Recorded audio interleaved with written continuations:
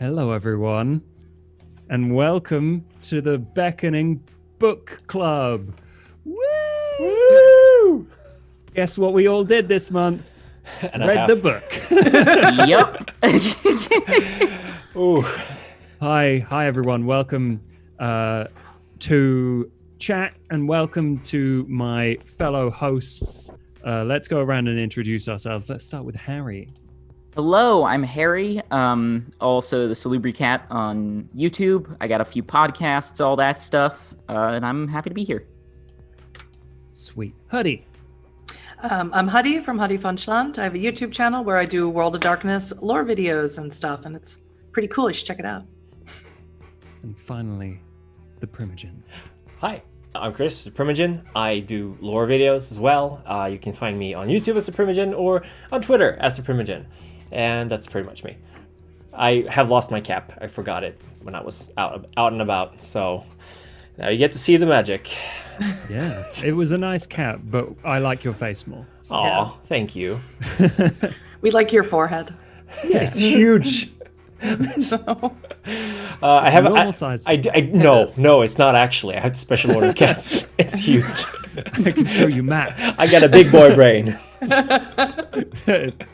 Well, it's full of Tzimisce secrets. Mm-hmm. I've seen your tattoo. I'm not gonna show it. yeah, you could show it. You should totally show it. It's Okay, appropriate. yeah, it's here. Oh, Hell yeah. So It good. is my favorite Hell yeah. clan, for good and for bad. It's certainly Because not. today, we're talking about the clan book Tzimisce from the... Oh, you've got a physical copy. Oh Nice. yeah, it's very, very old. Yeah. If you want to find the first book, Toreador, you can go to Chris's channel. It's down there. And yeah, we had opinions on that one. And judging from the talk beforehand, we got opinions on this too. So let's just get into it. Shall we start like we did last time and do kind of an overview of the story that is in this book, and then we'll go on to, well, we'll probably do things we hate during it, but we'll do things Absolutely. we enjoy and hate afterwards. Absolutely. Strong opinions, I feel. I feel still really bad for last time for giving Harry the wrong book. It is okay. So Harry, do you wanna kick it off with what's going on, or? Sure. So Atlanta's about to be under the assault from the Sabbat, and there's a meeting going on, and they're deciding how to attack the city, or deciding to attack the city, even though they've already decided to attack the city.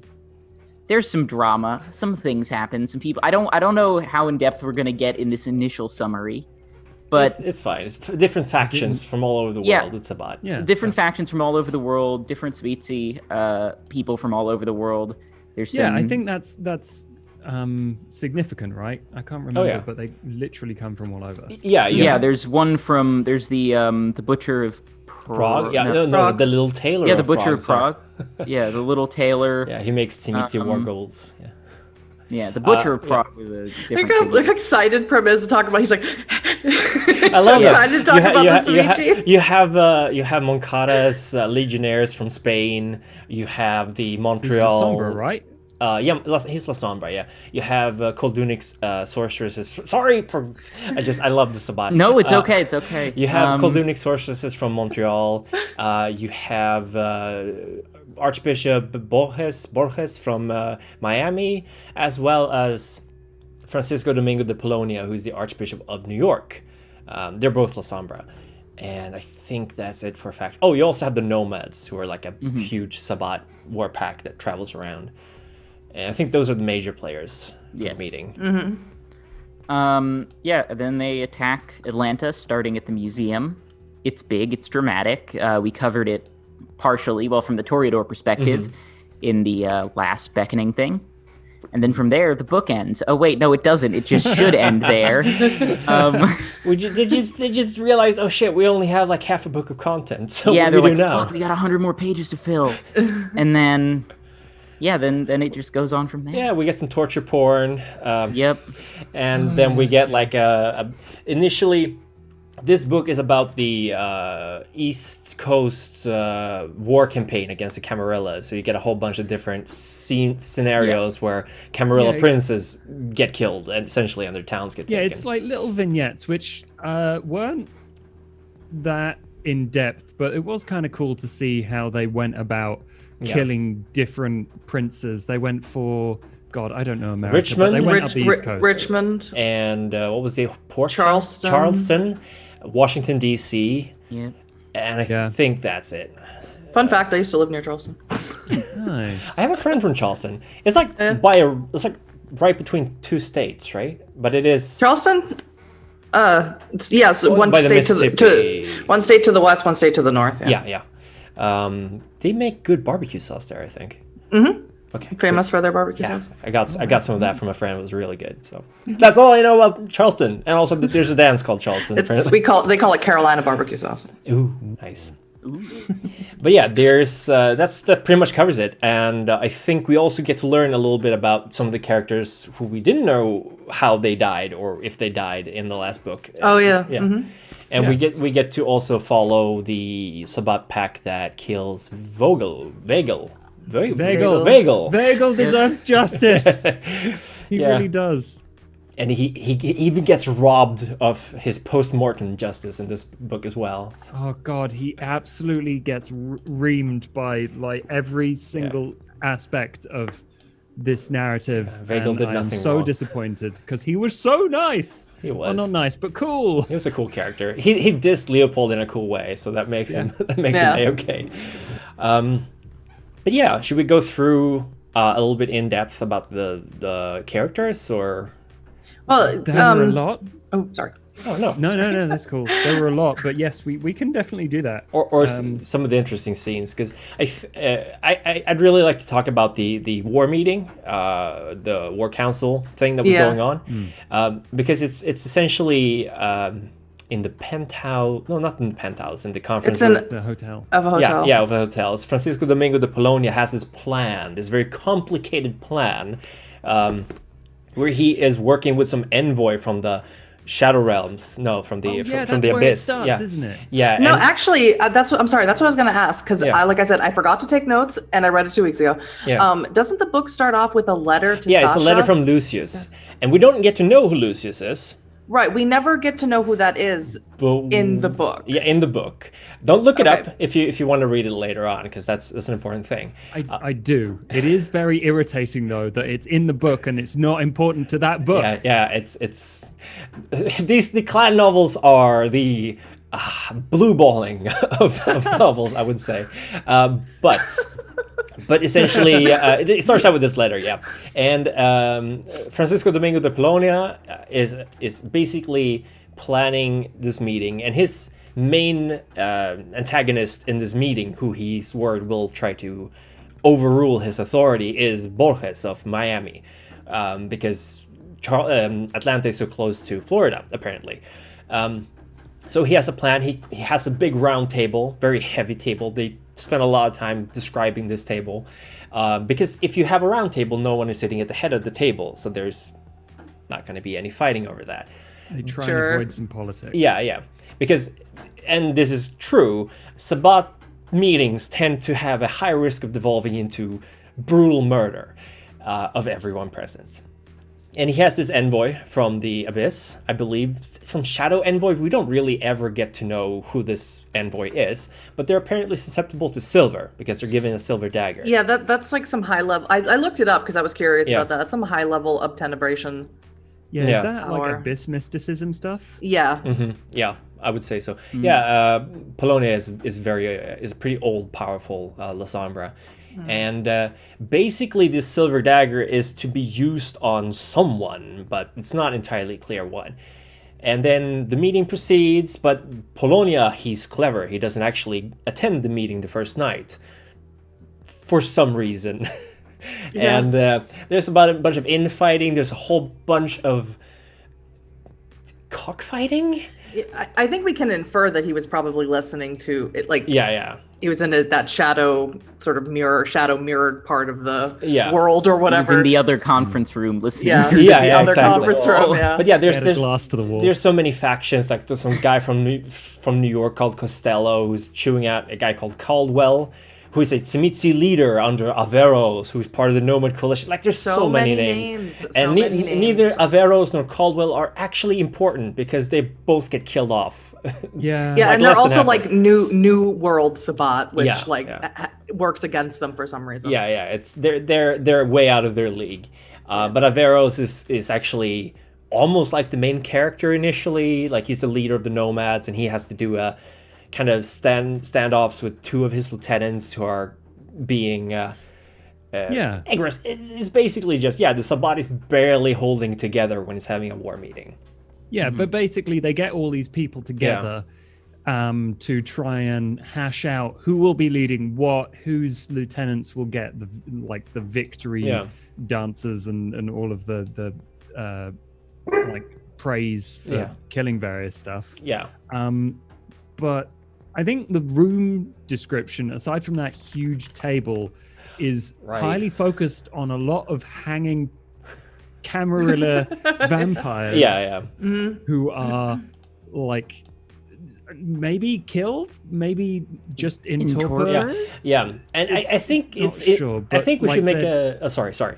No, they're hung there to be like a reminder that they're here to fight the Camarilla and not each other, which I find very funny. And I think that's like, because we're not even sure if this Toreador is alive or not, or undead or not, brings a point we were talking about before we started this video. It's pretty clear that the guy who wrote this novel, his name is Eric Griffin, decent author. He's written books, clearly. There's a pacing in the book. Probably not completely on the level with Vampire the Masquerade lore. Because this is one of the things. Like, okay, if the Toreador is not killed, never described as being staked either, I believe. Hanging from the neck, I think. Hanging from the feet. Oh, from the feet. Right? Being drained of blood. Oh, yeah, because they have a bucket. And but it described it, but I remember distinctly that the Toreador's neck was. They said something about the Toreador's neck being at a weird angle. Hanging from the neck. Yeah. Because the people, later on, they take in humans and they hang them from the feet and they empty them of blood. There's other times as well where like there's a bunch of decapitation going on of pretty old vampires, and apparently they don't turn to dust. There's some head. We'll get to that later. because they like take heads as trophies, right? Yeah. They have some kind of competition about that. I'm okay with people taking liberties with the lore for like cool story moments, but like there's something to be said for the interesting parts of Vampire the Masquerade lore that should probably be in there. Yeah. But so at the beginning of the novel, this Toreador that's hanging from his neck or feet or whatever, I think is supposed to be a question like, oh, is it Victoria or is it Leopold? Leopold, that's his name. I don't care about him. Nobody does. I don't think it's either of them. No, it's not.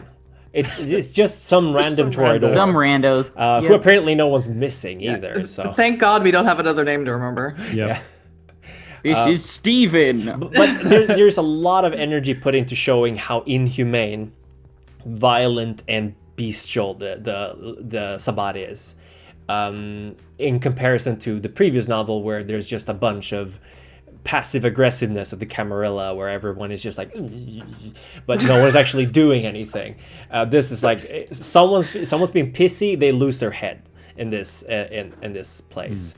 And there was one very cool moment where two of the lieutenants were standing off. There was a Tzimisce guy versus a La Sombra guy, and like they both knew that they couldn't probably kill each other without get away with it. Yeah. So what one of them does is like use superhuman speed to be like, okay, I'm done with you, and turns around like either I'm gonna die and this will be over with, or like we'll be able to get on with the actual war party stuff. And what he does is he shanks him in the like side of the ribs.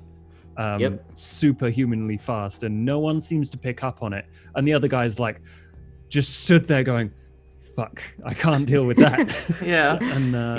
It's described as him using a string of shadow to like wrap up the wound and like suture it, which I thought was really cool. It is a cool use of the power. There's actually a lot of very cool uses of the La Sombra and Tzimisce powers in this, which I really enjoyed. Yeah. Especially when a certain famous character arrives. We completely forgot a subplot in this book, by the way, when we did what's going on in this book. We forgot Parmenides. Oh, yeah. Parmesan. We forgot the Banu Haqim. Parmesan. So, as a subplot of this book, Hannah, the Tremere chantry regent of Atlanta, is considered a big threat, right? She's one of the big threats to the Sabbat attack, but she's already been killed, which we don't actually get to see, but it happens presumably right after she meets with Leopold, if you compare the timelines. And the person who did this is a Banu Haqim, or Assamite as they're described in this book, who calls himself Parmenides, or Parmenides, or however you want to say that. And he presents the head of Hannah as well as her hands, her head like underneath her hand, on top of her hands or something, to Sascha Vykos, who is of course not attending first or second day of this meeting. And Sascha Vykos alters the head to resembles the head of the Banu Haqim before knocking him out. Yeah, I'm not really sure what happened there. Oh yeah, she appears behind him and bites him, and then he's like, "Oh!" So this Banu Haqim, by the way, who's at least like 400, 500 years old, because he talks about the Borgias and it's from the Renaissance. Yeah, it's from the Renaissance of Venice. Apparently, completely. Well, I mean, Sascha Vykos has like 500 years on him, so I guess that makes sense. But then there's this whole subplot of him basically being modified by her and like brainwashed sort of into replacing her ghoul, which he killed, called Ravenna. And the thing is, I completely misremembered this part. I read this novel like 12 years ago. I was like, oh, the Banu Haqim, this is how I remembered, actually gets changed to look like Victoria Ash. That's what I thought was going to happen. Oh, that's why you thought... Because I remember I sent you a message because I'm like, dude, this is kind of messed up what's happening to Victoria Ash. And you thought it was Sasha doing it. Yeah, and I got all my memories mixed up. But yeah, that's basically, it's all part of this very complex plot of maybe killing Marcus Vitel or maybe not killing Marcus Vitel. Plans within plans within plans. But that's a subplot. They sure do love their plots. Yeah. Plots and names should be the title of the series. Yeah. But yeah, Sascha Vykos doesn't make an appearance until the third night of this meeting, where it has basically gone completely off the hinges. Averos, the guy who got cut in the side, who is the leader of the Nomads, has apparently played out his role, because Sascha Vykos gets stabbed by the silver dagger in the back. By that scene I thought was really cool. I really enjoyed that scene. It was cool. I don't understand why silver would do that to a vampire, but maybe it has some special spell on it. Who knows? But Sascha, I imagine that like this is entirely in my own head, and it's not described at all in the book. But my personal favorite theory is that he did all this research into finding out like any way to get rid of this really powerful Sascha Vykos character, and turns out like she's one of the few vampires who's weak to silver, and so he manages that would make sense. Yeah, but lo and behold, she is not killed, because Averos gets blamed for it. Everyone thinks he stabbed her. So he gets turned into a marble table, basically, a flesh table. So rip Averos, apparently. And then she is fed blood by literally every Tzimisce in the room, in some weird Koldunic or like, what is it called? It begins with a V, right? The what? No, go ahead. I know what you're talking about. I just can't think of the word. It's the blood bond that they do. Yeah. Oh, the Voldry. The Voldry. I knew it began with a V. Yeah. Oh, yeah. There you go. There you go. Because otherwise, I had no idea. The Voldry. Yeah. So yeah, there's some weird exchange of blood going on, and Polonio. Polonia, right? Polonia has completely lost control of this meeting because Sascha Vykos takes over. It's like, we're going to do this, we're going to do that, we're going to do this, we're going to do that. Don't worry about these people. I've already dealt with them. And... wait, Harry mentioned before we started also what happened when Sascha came into the room. Oh, yeah. To say the least, all the Tzimisce got a little bit excited. They all... Excited. Started acting a fool. And one of them decided it was appropriate to turn himself into a chair for her to sit on. Yeah. And the others were just like, great idea. Great idea. Yeah. They're like, excellent form. And they just pile themselves They all on. have a good time together. They like merge together in this Tzimisce blob, and they're like, we're having a great time. Yay, Sasha's here. And the Lasombras are like, and then why? And then there's the assassination attempt, which fails, which I thought was a cool idea, but obviously didn't work. Yeah, I really liked how he did it, how he I think stabbed her in the back, and then she made the knife come up and over, and then just pulled it out. Yeah, that was really cool. Really cool. Mm-hmm. Very good at describing scenarios in this book, I feel. Yeah, because I think the author was actually an author. Yeah. Yeah. There was a lot more of showing, less telling. In this book. Yeah. That was my main problem with the last one. Yeah, me too. So they have like a Tzimisce orgy to heal Sascha. Yep. And the La Sombra, is it Polonia? Is like no diablerie here. No, that's gross. How dare you? And then one of them's like, oh. There's a bunch of screaming going on. Yeah. Oh man, there's some really good characters in this book. Like the little tailor of Prague. Oh yeah. He was only in like in the first two meetings, and then during the attack. Yeah. And that's it, right? Yeah. And he doesn't come back up again. No, he doesn't. I think he's a pre-established canonical character. I think he's mentioned in the Tzimisce clan book. I'm not sure. But he creates war ghouls. They got like 50 of them. And they're all at least 7 feet tall. Okay. Where does it go after that? So there's the assassination attempt, and then Sascha Vykos is like, we're going to do the plan, but my way. And attack Atlanta. And then they attack Atlanta, I think. And I think it goes straight into the fire dance. No, the fire dance is after that, because they do the attack. Yeah, they do the attack. We get to follow the pack that attacked Vagel. We get to learn about Marcus, I think his name is, who's a big brute that got acid in his eyes. Marcus, Delora, what were their names? They had two weird names. Two D names. Delora Delana. Delona and Delora. And Fingers Jorge. Fingers. But because Vagel escapes, Marcus bites the head out off of one of the twins. He's not the brightest guy in the room.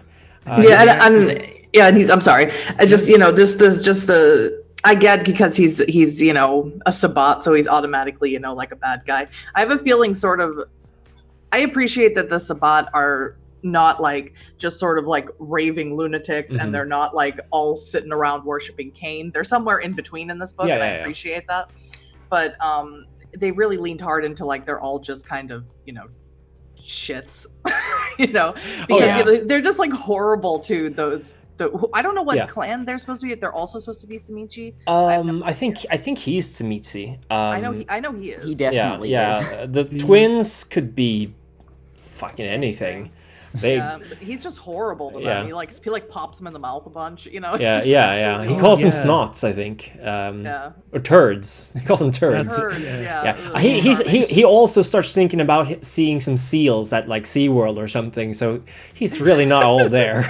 And then I believe after he murders one of the twins, if I recall correctly, he laments that now there's only 2 of them, and so their odds are worse. Oh yeah, something like that. But at least the other one will shut up. Yeah. They have no one else to talk to. But it's it really.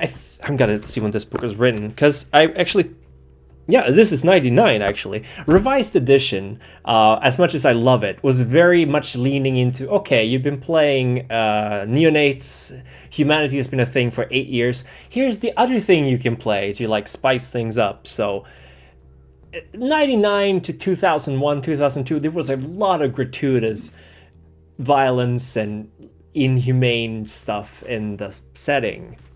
So this really captures the feeling of that time of Vampire the Masquerade. Very over the top, grim dark, stuff like that. Also Avero's dead, but his lieutenant, what was his name?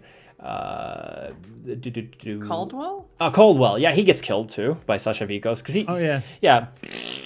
He's so the attack on the Atlanta Elysium begins, and then he's stuck outside going, I know I'm supposed to be doing guard duty, but something's gone wrong. They shouldn't have told me to do guard duty, and I really want to get in there and smash some heads. Yeah. And then Sascha Vykos comes up and is like, why aren't you following my orders? And it's like, because it's all for the good of Tzimisce. I want to kill things. Yeah. It's like, okay.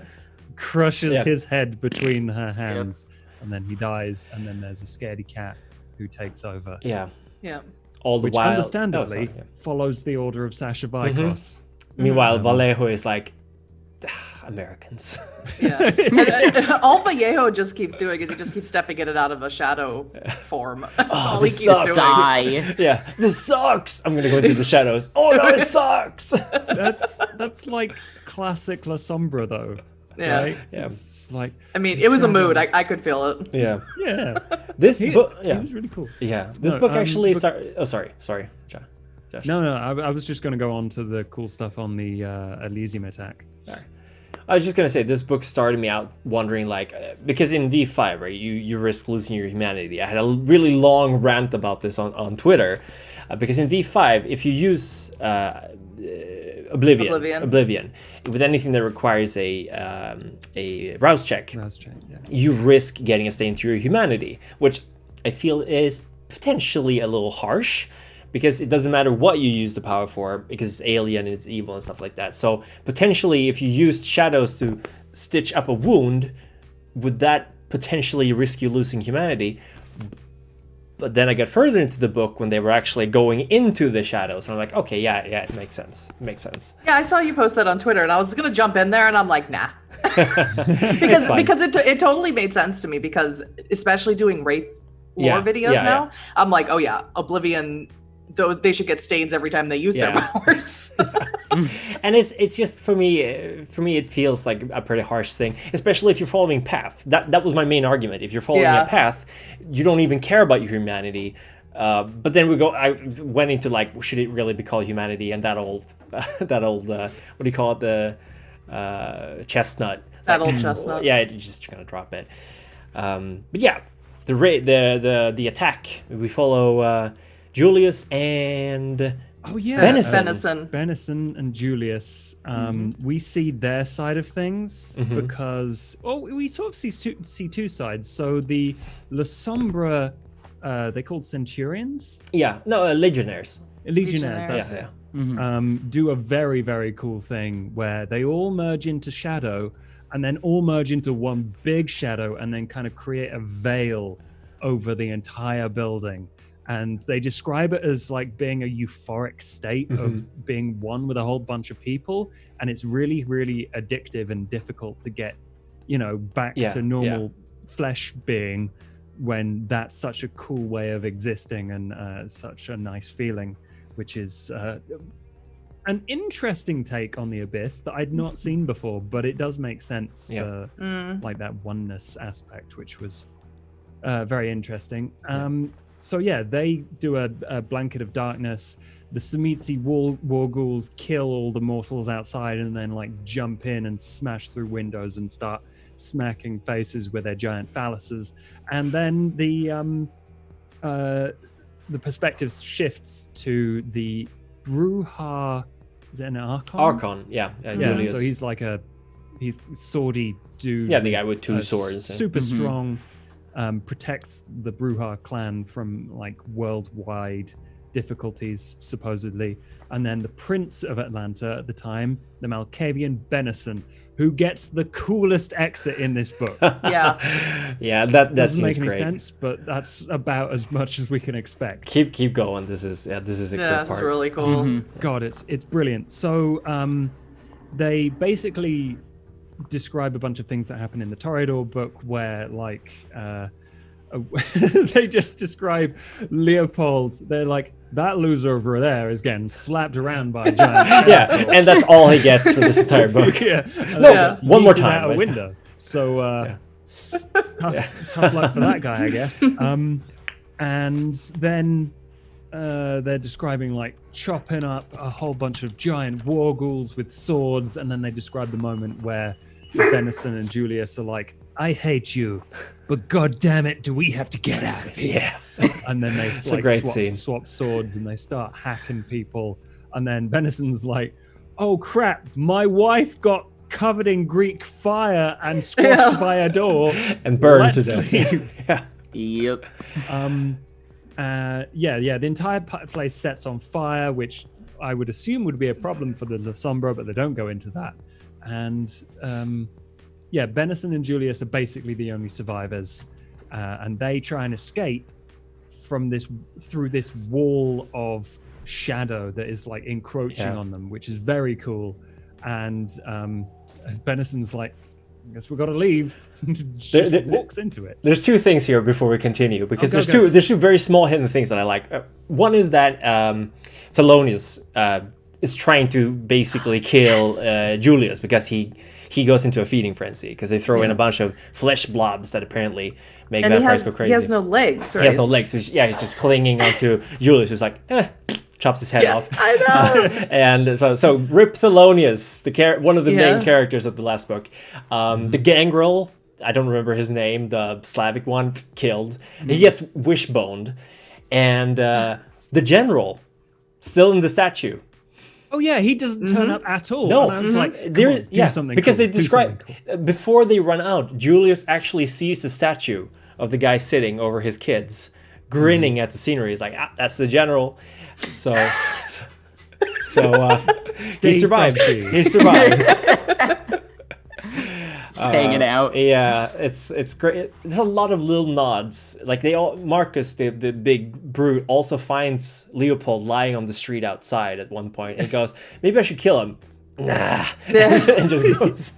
He's not worth it. Derision for Leopold in this book. It makes me. That's why I like it. Yeah. Sorry. Anyway. No. So there's a giant wall of shadow that's trying to like trap them. The prince is like, we got to get out of here, and that's the direction I'm going. Malkavian brain ahoy! And he walks into it, and the Bruja's like, well, I'm not getting out any other way. I guess I'll trust him. Yeah. So they both get trapped in it, and he's like, I can't move at all now. I can't swish my sword. I can't do any of that. I'm gonna push my way, and he like pokes his head out like some sort of weird shadow bird. Yeah. And then the prince is like, here, grabs him by the head and pulls him out of the shadows. It's like, that worked. Apparently, let's leave out the fire exit. And he follows him, and apparently they're being chased by a whole bunch of wargulls at this point, like bashing down the doors, and there's like bone armored ones, which is really cool. And Benison, I know he's a Malkavian, but he's also like mourning his wife or whatever, and he's really like, you could just hear the deterioration, like what he's saying. He starts talking to him about like, we have to go meet the other Confederate soldiers in such and such a hill. Yeah. Yeah, he's like, I can't worry about you right now. Loses it. Yeah. His Malkavian side comes out, and then expresses itself as he goes down this stairwell into like a forest. Was it? Yeah. A forest clearing with like a whole company of soldiers. I think. There's a whole company of Confederate soldiers, and the two Camarilla guys. They run into this forest. And the Confederate soldiers unleash a barrage of gunfire on the war ghouls and murder them somehow. It's demontation, isn't it? I think it's probably likely like a memory of his when he was alive or something. I think this is a very high level demontation ability that you can make, that you can create hallucinations on such a level that they can inflict actual like psychosomatic wounds on someone. The thing I've that never encountered it, but got me was that, again, this is me as a massive fucking history nerd. Yeah. That just made me think of like the Battle of Atlanta during the Civil War. Mhm. Yeah. Oh me yeah, too. yeah. There was in '64, and I was like, is that a nod to that? Like to that? I would say it little bit? is. Yeah. Yeah, The prince is I from thought around that was there. kind and of nifty because they share some parallels. Both Yeah. are internal conflict. That's what I thought too. And I can't exactly remember what happens next. La Sombra But- come in.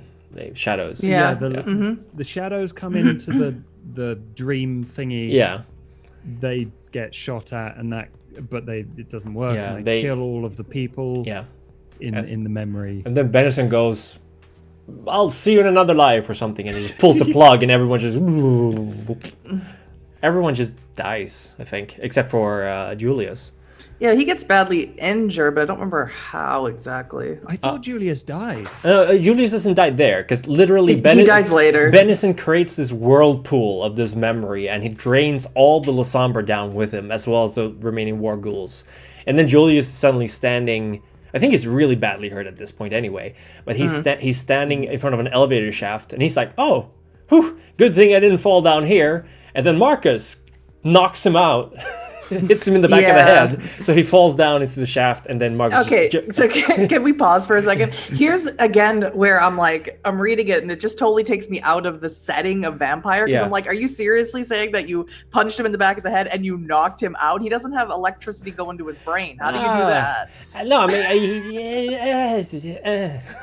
That's not a good enough answer. For me. Yeah, he's a corpse. You can't knock him out. Well, he doesn't actually knock him out. He knocks him down into the elevator shaft, and then he but- lands on him. I remember there Breaking being his back. internal, breaking his back. I remember there being internal monologue of Julius being like, "Even if I was to heal myself, I'll never be the same." And I'm like, how? That's You're a that's, vampire. That's let me see here. What is his name? That is the leader of the war ghouls, who's at Tzimisce. Yeah, who's thinking Yeah, that to yeah, because himself, they retrieve Julius from the elevator shaft, and his back is broken in like several places. And he goes, "Oh, his body, yeah, exactly like you said, his body won't heal properly. He will become deformed if he." And yeah, I agree with you. That's not how vampiric healing works. Right. Because otherwise, they wouldn't be able to regrow limbs, things like that. Right. I mean, they're supposed to be static creatures. I Yeah, mean, yes, they yeah. can get injured, but eventually they will heal to where they were when they died. Yeah, exactly. So that's Yeah. again something that completely goes against. Yeah, it makes me wonder established- what the oversight was for whoever was like developing these books. I think this was a very ambitious project with a lot of different people involved, meaning moving that parts. a lot of moving Yeah. parts. Someone was like, but it is it really does go like that's not how it works, and even more, he diabolizes him. This I don't remember his name, the commander of the war ghouls. He diabolizes Julius, except he drags Julius's corpse out and throws it in front of Sascha Vykos afterwards, I think. So it's like, how could you do that with someone who has, by the way, was a gladiator in Rome? There would be no body Yeah. left. So, Yeah. creative license, I guess, but So after the attack, The book they run out of ends. stuff. the book ends. No, it doesn't. oh yeah, Book ends, and there are It 50 should, blank but it pages. doesn't. it should, but yeah. They gather up all the surviving kindred. Oh yeah, and they're all like, this goes on quite a while Yeah. and comes up several times. They're like, "Huh, good thing we had those war ghouls. How many are left?" And they're like, "None." And everyone What? else is like, "Well, fuck, because we need to defend this place now." Yeah. That sucks. Can we make more giant penises, please? Yeah. In this book's defense, it Sorry. never ever goes into that. That was just the last book. Which is great. That is entirely from the last book. Yeah. But I think it's so stupid. It needs Yeah. to come up. Yes. At that point, if you're in a series and the previous author does something that's comically stupid like that, just fucking run with it. Just Yeah. run with it. You may as well double down. Yeah. Yeah. But Come up with like a reason that the giant penis monsters are like tactically superior somehow. no. Sascha Vykos has a very brief encounter with Victoria Ash, kisses her on the cheek, giving her a little mole in the shape of the Tzimisce clan mark for some reason. Which is kind of cool. It's cool. It is kind of cool. It's cool. But it's apparently it's also never healed. She can't heal it. It's just like warts, but, but cooler. Tzimisce was here. Ah, shit. Oh yeah, and she like rubs her skin in a creepy way, and it turns to Makes it marble. Yeah. porcelain or something. Right? Yeah. Like, you, my little rag doll. She just keeps walking. Yep. Going back So to her creepy. pet projects, Parmesan. Yeah. I think that's the thing about this book is if any character comes out as memorable, because there are so many, it is Sascha Vykos for being A, horrifically inhumane, and B, from being kind of a little bit sneaky in the way that she does her politicking and like transforming a person to hide them and stuff like that. It's cool. It makes sense, unlike most of the other people's plans. And like Sasha is just a cool character. Yeah. Absolutely. I mean, Sascha Vykos is like the embodiment of what I feel like the Tzimisce really, like what makes the Tzimisce really fun. Like she's very schemy and manipulative, but also like kind of fucking batshit insane. Like she's nuts and does not care who knows it. And it's very theatrical and overly dramatic, like the dude chair and all that. I love. I don't know. For me, just that theatrics, that level of melodrama, really, really helps carry certain scenes that otherwise would be boring. Because in the beginning, a lot of that is like discussing a plan, but not actually discussing a plan. You're just like, we'll attack the city. Yes, let us. We shall attack the city. When should we attack the city? We should attack the city now. I concur. But I have another plan. We should attack the city now. Yes. And now I like that plan too. 3 pages of stare downs. Yeah, pretty much. Only it's a lot more than 3 pages, unfortunately. But then Sascha Vykos comes in and is like, what if we made this just crazy? And it was like a much needed I'd compare it to the ending of the movie Hereditary, which is not going to spoil much, but it's a movie about grief, and so it's really, really like it's really upsetting the whole time. And the ending's nuts, and a lot of people didn't like that. But I was like, if it didn't have that crazy punchline, I guess you could call it, it wouldn't be enjoyable. And I feel like Sascha Vykos adds that certain dose of. I would agree with that, because after reading those conference meetings or war meetings, after a while you're just like, oh my god, do something already. And then Sascha walks in and she sort of injects a little unlife into the meetings, and it's just much better. I would just like to say these meetings take place.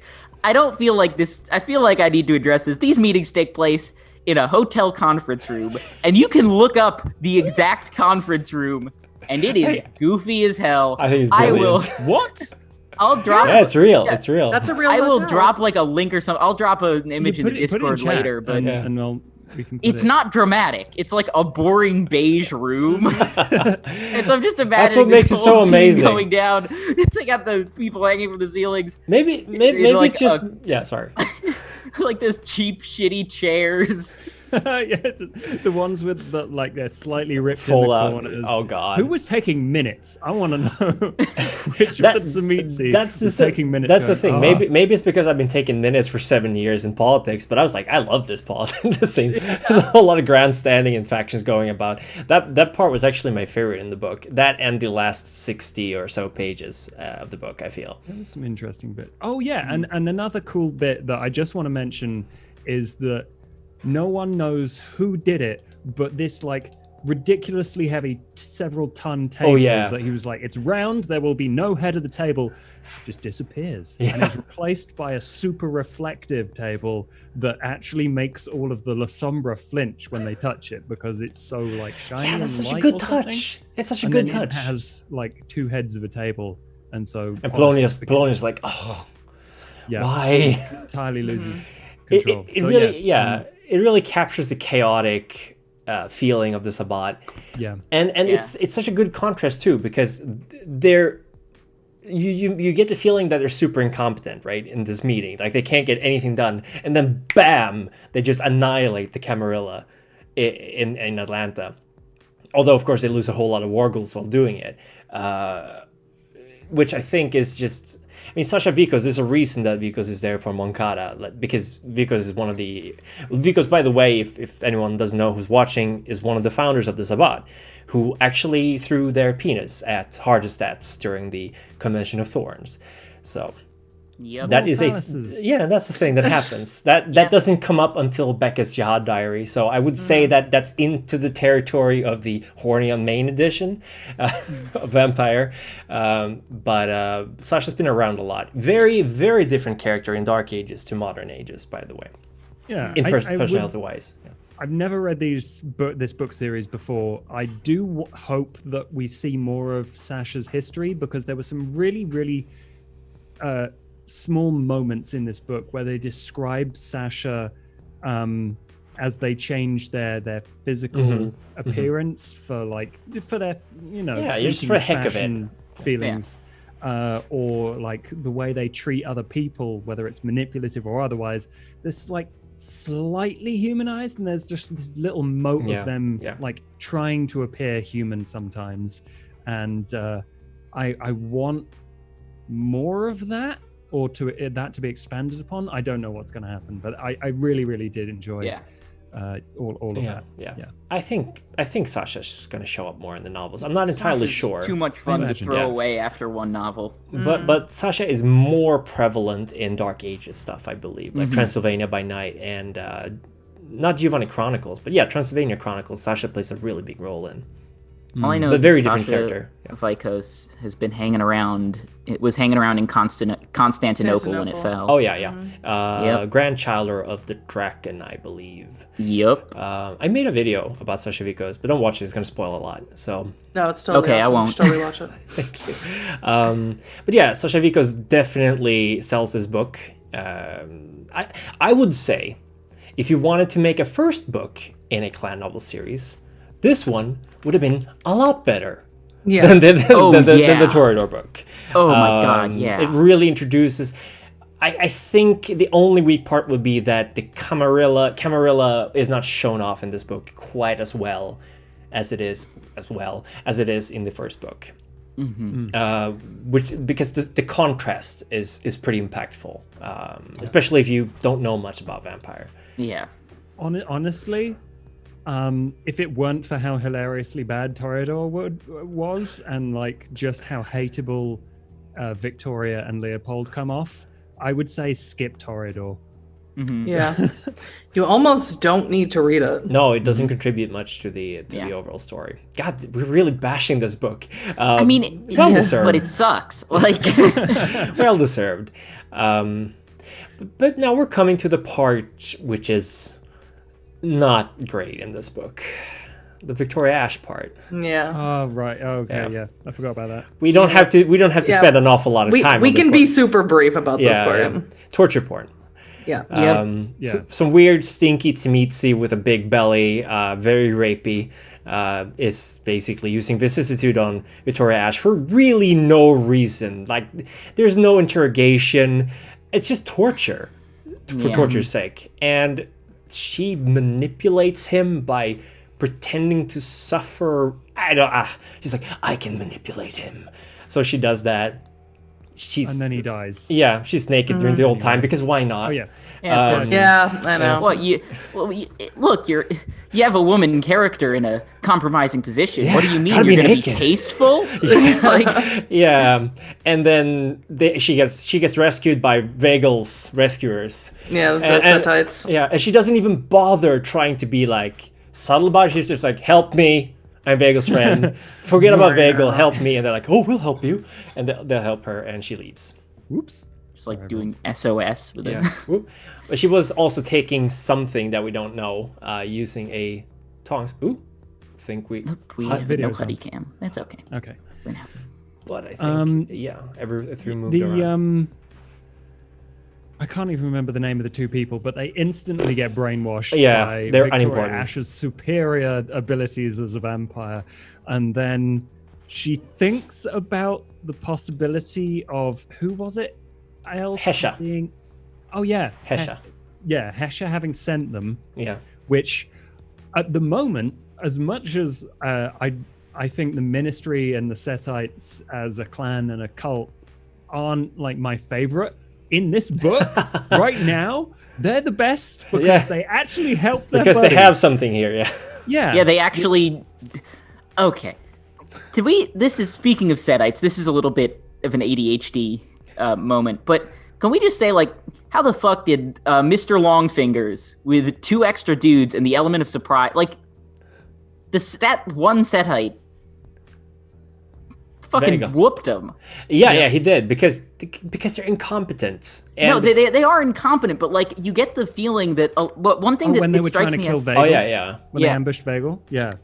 a lot of the things that get me is like it shows this level of political incompetence. Like any oh, my hair's all messed up. Like any sort of, not that last stream I had my hair like crazy because besides No the worries, fact. no worries. Don't worry, if I do this, Welcome back. look weird. It portrays this incompetence too. that's like common among especially real and fictional revolutionary insurgent movements where there's this incredible infighting and political strife for who gets to be on top when we win.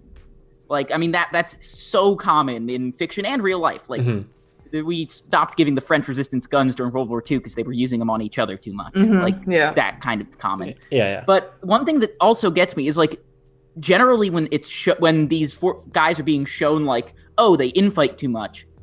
Generally, when it comes down to the actual like kicking ass and taking names, they're dangerous because they're so passionate and unhinged. Yeah, they're like berserkers, kind of. Yeah, but and you get that feeling from a lot of their fighting with each other.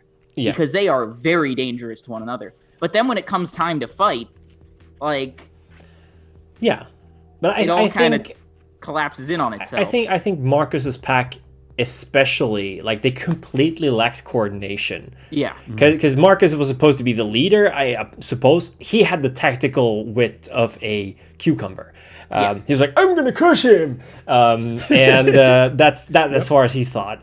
And then he's like, I got him. Wait, why is there a snake skin where a human used to be? Yeah. So I don't think that. I think this also is to illustrate the difference between the European Sabbat and like the backwater New World Sabbat. Yeah. Especially like the lower ranks, because I can imagine that Marcus is shovelhead. He's been like clearly not a great leader at any point, and Vagel also had the poison. I don't think they're used to fighting followers of Set or Ministry. No, I get the feeling that that I quite enjoy in these books so far is that most vampires don't understand most other vampires. They're like, hell, there's acid and it hurts? That's not normal. Yeah. So I'm sorry. Can I interject a second? Yeah. Something whenever Prim and I discuss LA by Night, I've heard the topic he always brings up is how Victor knows too many things about other vampires. Yeah. And I know that really grates on him. It grates on me. I especially considering how young he is. Yeah. It's I don't. That's the one thing I don't like. Like how The he's thing like, that struck me with Victor Temple, the thing that strikes me with Victor Temple is like he knows too much, but for me that wasn't a huge issue because like especially in season 1 and the earlier seasons, the point is like Annabelle is so new. Right? Yeah. Right. Absolutely. And it serves for a story way to for a story perspective, absolutely. He does exposition.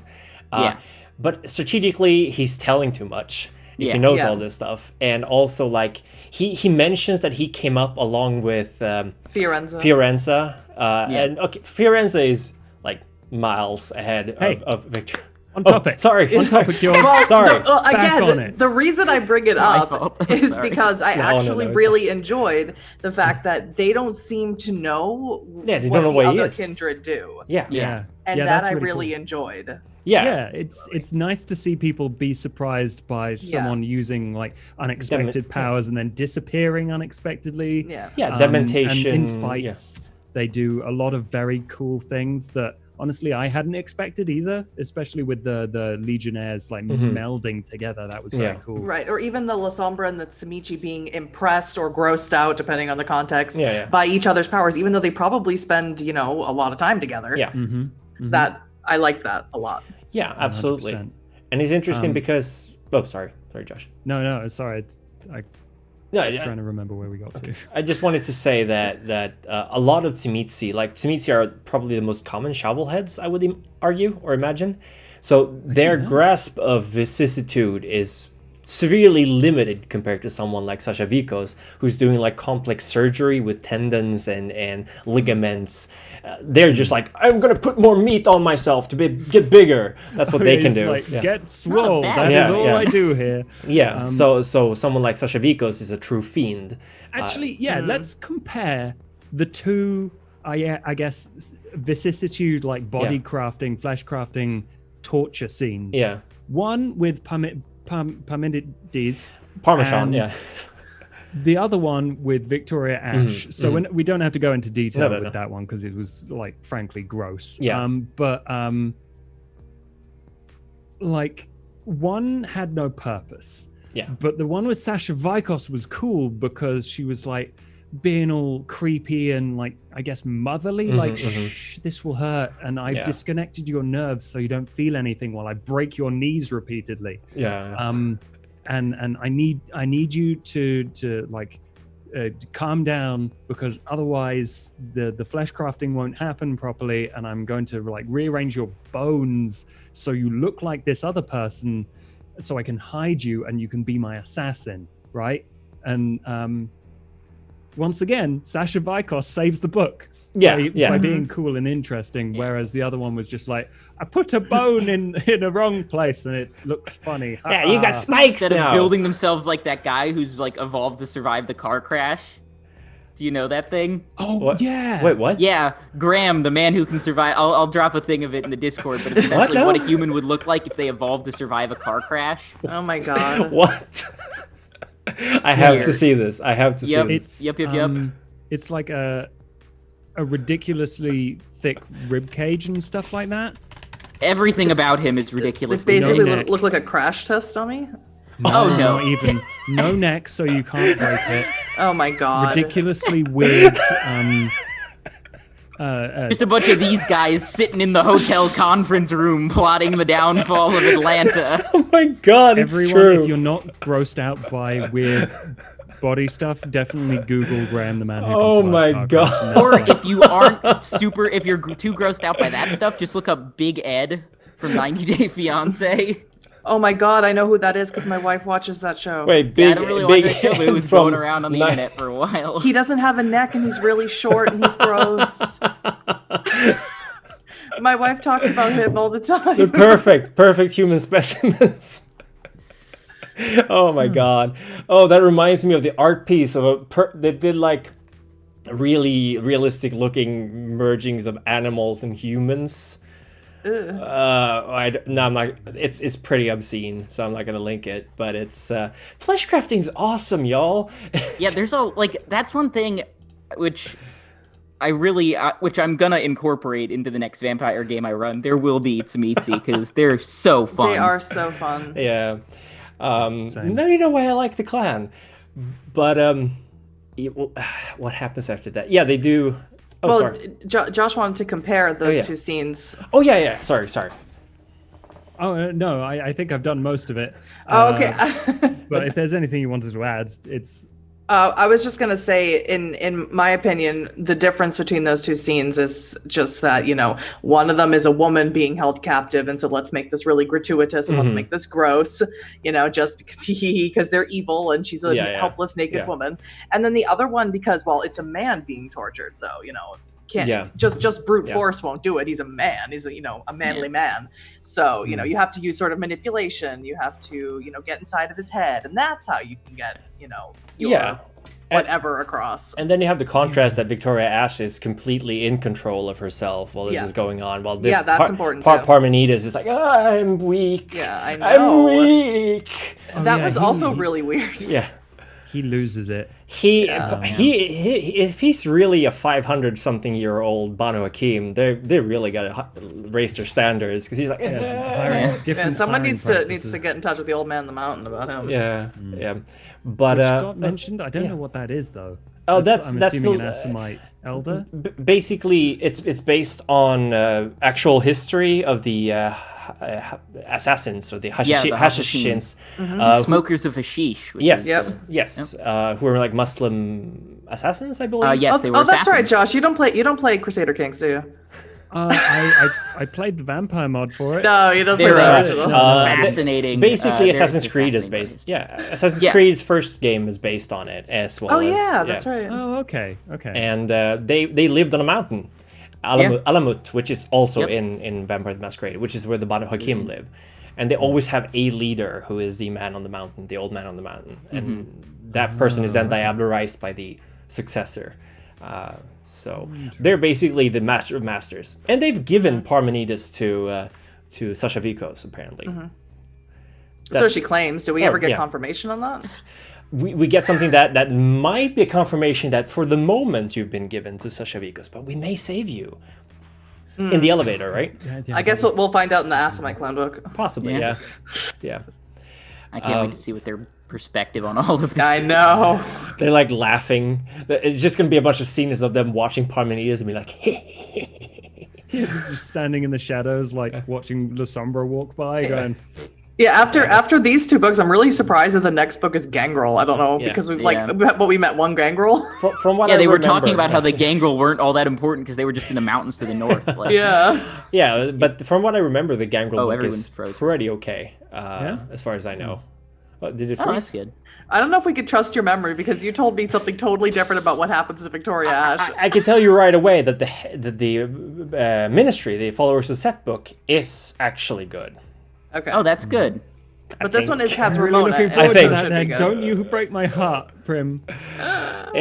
Compared to these books, it's good. But it has Ramona in it. It should be good. Yes, next one has Ramona, the Gangrel book. It has Leopold too, though. Sorry. Sorry. Spoiler, but he's back. Where were we? Oh, right, the wrapping up scenes at the end of the book. Yeah. So there's a bunch of scenes of various different places, cities, princes along the east coast of America getting taken over by Sabbat. And there's Marcus goes and like kills some police to get their car on a highway. Various small scenes like that, which were cool. Not like essential to the main plot, but it does kind of fill out the grander plan. Yeah, they were shooting up a bar in Washington D.C. called Purgatory, so there was some. Yeah, what were the names of those kindred? One of them was Rojo, I think. I can't remember the name of the other one. Vallejo was. What was the name? Not Vallejo, Rojo. No. Oh, right. What was the name of the? I'm gonna have to scroll through my notes. God damn! I wish I had taken note. I don't know why I didn't. Because I actually really like those. Hardin, right? Hardin. He's the guy who didn't want to hand in his blades, so apparently he's still around in the end. Correct. He's apparently probably now the leader of the nomads, considering the two guys above him got snuffed. Right. There's also the pale pink eyes. They just call him the albino. The albino is one of the people leading it, and Vallejo doesn't actually do much here, but they have some kind of competition going on about collecting heads, and it's not really clear whose heads they're taking, and like they just collect heads. Yeah. And again, the lore issue with collecting heads. Whatever. Yeah. But they end up burning Charleston. And in what was the other city? Washington D.C. is the big attack. Yeah, and there was Richmond too, right? Richmond. The Richmond scene I really liked actually. Me too. Because it had this Don Carlos, this idiot neonate or ancilla Toreador was like, I want to rule the city. So he basically That's how he Sorry. sounds. That's how No, he no, sounds. Great no, Contra no. impression. When I was reading that, it reminded me of the meme from It's Always Sunny in Philadelphia, where it's Yeah. like, if I play both sides, then I win. I still win, or whatever the meme is. Yeah. That I it's still certainly. come out on top. Yeah, this you know? guy was very delusional. Yeah. But it basically shows how little the Camarilla know about the Sabbat, most of them. And this guy just assumed that they were there to kill the prince and the elders, and then they'd move on and he could take over. Little did he know that they were there to kill everyone of the Camarilla. An idiot, basically. Yeah. Yeah, he basically. leads them directly to the prince, and he's like, Who was it? prince is- Nosferatu, right? I think so. Nosferatu, or just very gross. Very gross. But yeah, that prince, cool character. I like Cool him. character. Yeah. who dies immediately, Yeah. as per all Yeah, cool characters. but he in dies this in a cool way. He's hard. He's hardcore in the way he dies. Oh, yeah. Because he doesn't scream in pain. He's just staring angrily at Don Carlos when he's getting his head sawed off. It's just like, man, this guy's pissed. Yeah. But yeah, Oh, man. it's a lot of gratuitous violence. They take Washington D.C. They have an offhand remark about how the Washington Monument looks like a giant dick. Of course. Because you gotta. And then they're about to attack Marcus Vittel, I believe, the Prince of Washington D.C. They have him cornered in his hotel haven. Yes, Mm-hmm. Penthouse Top, Haven, and yeah. he asks for parley. Mm-hmm. So Sascha Vykos arrives with Parmenides disguised as her ghoul. Ravenna. Everyone thinks the girl, and like Marcus and all of the others are there like, okay, we're ready to attack. And Sasha's like, I will go in and discuss with Marcus myself. If I call for Marcus to come up with the head of his childer, then that means launch the attack. If I call for my ghoul to come up with the head of his daughter, his childer, then that means that we've reached an agreement and we're gonna do the thing. Yeah. But meanwhile, she's telepathying to Parmenides, like, you know what that means, right? You're gonna have to use your like secret Caine stake assassin gun. And Parmenides is like, is she actually talking in my brain? I know. How does she do this? Like, you've been a vampire for 500 years. You've never met another one that could do that? You're a vampire trained to kill other vampires. Yeah, she should probably figure this out. Quick, They're smart. incredibly strong. Witchcraft. They can run Yeah, fast. telepathy is like a level 3 Auspex ability or something. Yeah. It's like it's not that rare. Yeah. Maybe I could understand. Is that a dude chair? But like, Yeah. but Yeah, exactly. But Parmenides is not strong. So No, maybe not strong up here is maybe the problem. Possibly. I think that's part of it because like he's historically clearly entirely like useless when it comes to vampires. Yeah. Apart from his ability to murder a Tremere elder. Yeah. I know. But anyway, Sasha's been torturing him and convincing that his Assamite elders gave him as a gift to her for some reason that he doesn't understand. And so she's like, you do what I say now. You belong to me. I love you, sort of like horrible manipulation stuff. And so she goes up, and then do we get a bit with just her talking to Marcus? No, really we don't No, I actually don't get think that. so. But the call, he kind of goes into a fugue state and is like staring Yeah. off into space. And then Marcus is like, get the phone, idiot. No, Vallejo, I think. Oh, Vallejo. that's Sorry, it. sorry. Yeah, so the guy gets the phone and is like, okay, ghoul dude, come up with his childer. He wants to see her. And then obviously it's a head in a bag, which is pretty standard for this book. And so he goes in, and just before he's about to go in, he like gets these flashes of I assume like vampiric manipulation that he realizes there's a trigger on his cane, and he gets to the top of the elevator, and there's like a whisper from above that's like, "Your elders haven't forgotten you. Is there anything you want to tell them?" And he's like, "Yeah, I'm all right.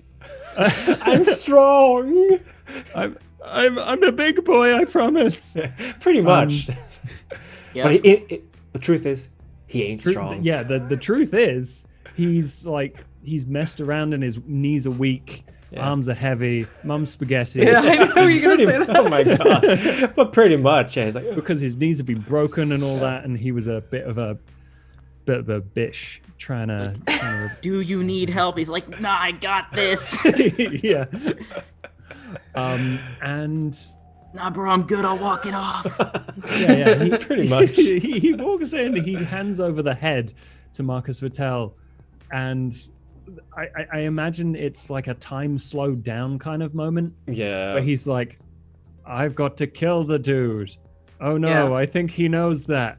Sasha's looking at me weird." Oh no, should can kill he also Sasha. read minds? If you can, blink twice. No, but yeah, he for a moment he's like, I should stab Sasha, but I can't. I'm weak. Oh my god. Yeah, after saying he's strong, he goes in there and whiffs with the assassin stake staff thing, and Marcus Vittel yeets himself out a window and disappears. And somehow Vallejo gets the blame for that. I didn't quite understand why. Yeah, because he was supposed to be doing border security Oh, or something. right, probably, yeah. He was too busy playing in the shadows. Yeah. Yep. playing with his Oh, what buddies. we do in the shadows. Yeah. But Sasha is, I would assume, pretends to be outraged because she howls in anger when he fails to kill him. But then she's like, no, fam, it's fine. This Don't is worry just about step it. one. Yeah. This is just step one. I need you. Don't worry. You're not going to die yet. Yeah, you did good. Because there is a secret about Marcus Vittel, which I know because I read the wiki. But don't do that if you don't want spoils. Yeah, don't do that. Because he's a Vontru elder that runs this city, and like Very important character. he's a very important character. So I was like, oh, maybe he does die. Oh no, he doesn't die. It's I took it upon myself recently to read like all the old by night books. I read like Cairo by night and DC by night. So I knew who he was and what his backstory is, and I kept waiting for something about that to come out, and I'm like, okay, I guess not. I did get the feeling. I'm of two minds here. Either the author knows very well what's up with Marcus Vittel and just didn't want to reveal anything, or the author had no idea what's up with Marcus Vittel and just kind of because it's very, I want to say shallow. The whole scene with Marcus Vittel. All the information we get in this book is very, very, very light. We know he's the Prince of Washington, D.C. We know they burn his havens. We know they kill his childer, and he looks sad that his child is dead, and then he leaves. That's pretty much all we learn about Marcus Vittel in this book. And that he's a Camarilla prince. So, guess we'll learn in later novels, possibly. yeah. But not before we get introduced to a whole bunch of more characters who will die. Oh, of course.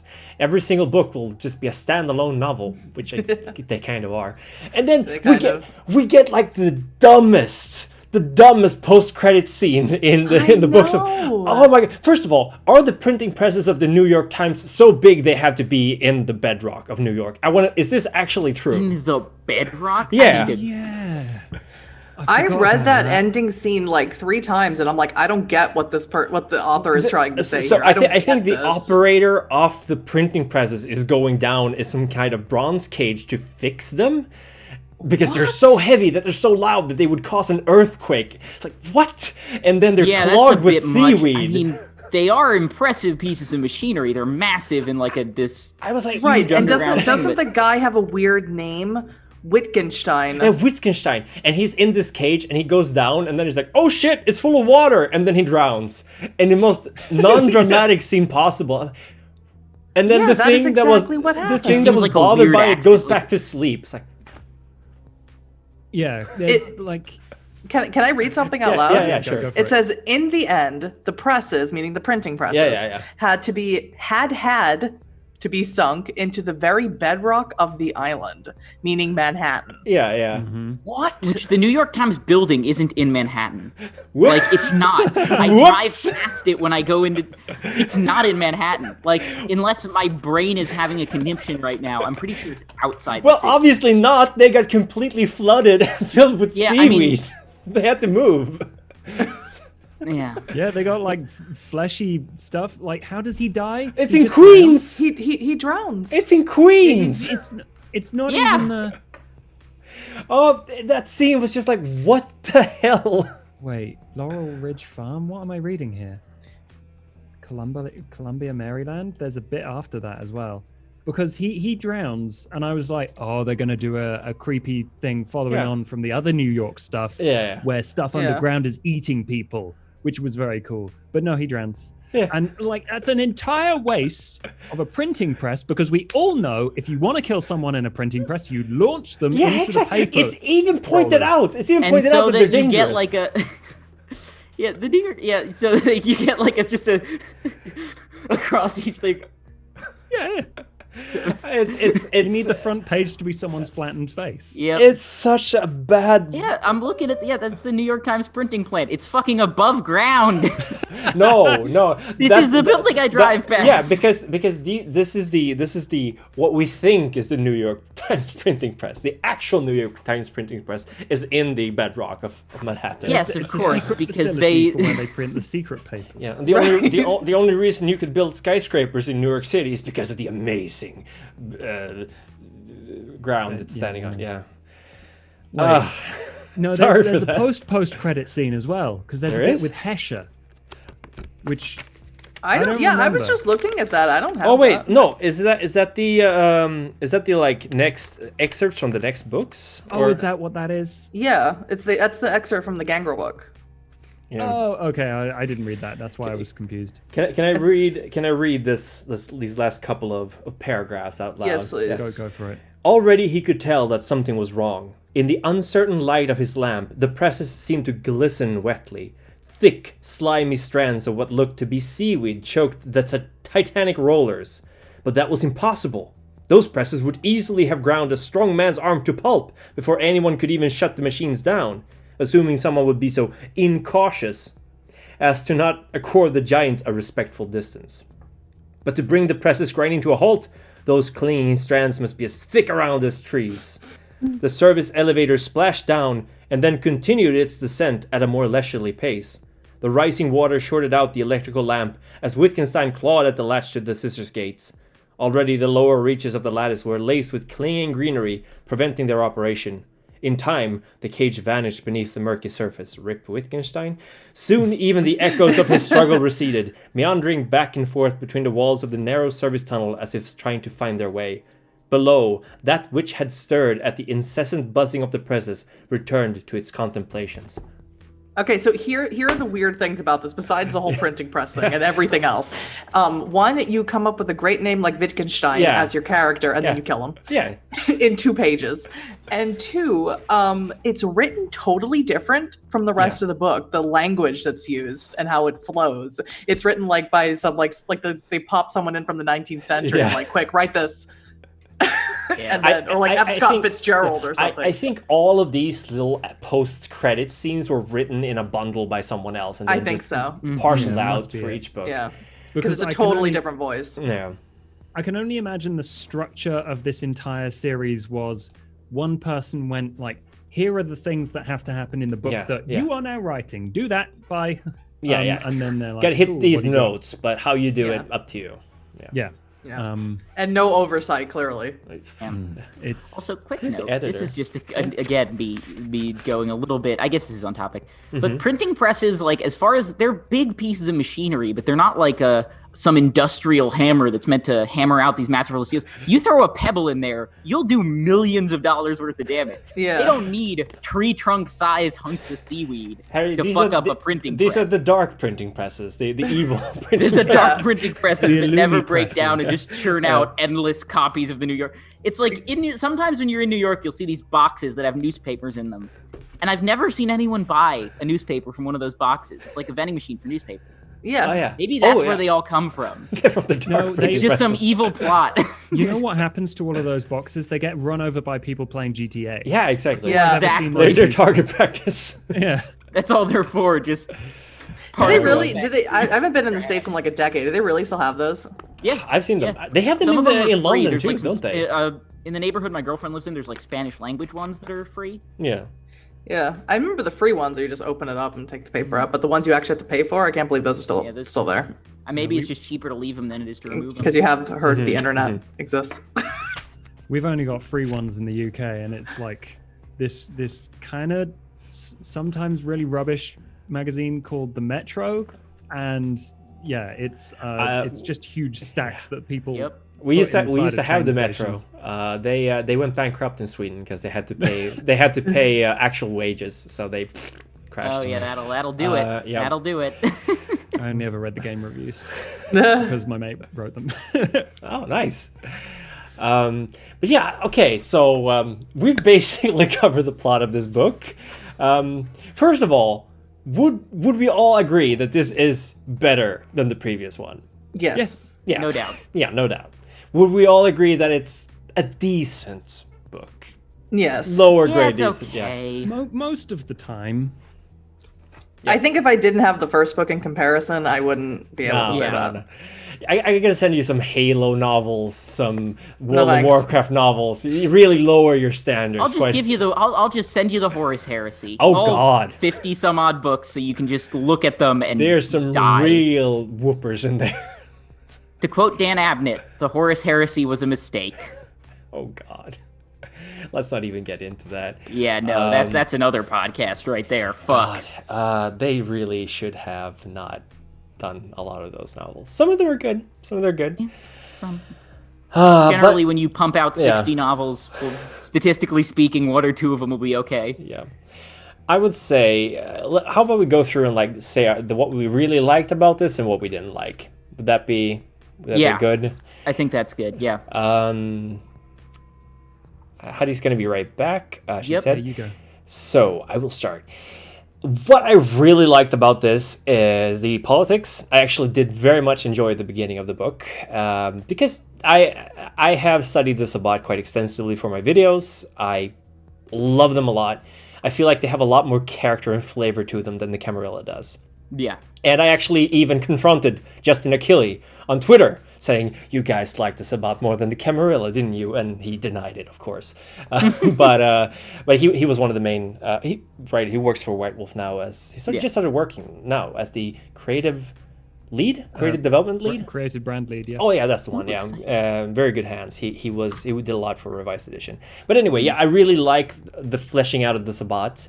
Like Huddy said, there are Sabbat who are not bonkers crazy. They could have shown more of that, of course. But I like the infighting. I like that they're all sort of, because they don't really have a common goal right now. The antediluvians haven't risen, so they're just keeping busy, basically. And I also really, really like Sascha Vykos, of course. What's there not to like? What I didn't like about the book, the torture porn of Victoria Ash, this is kicking in an open door, but I feel like it was filler. It was bad filler. It was going for shock value, which honestly, it's so Revised Edition in that regard. Yeah.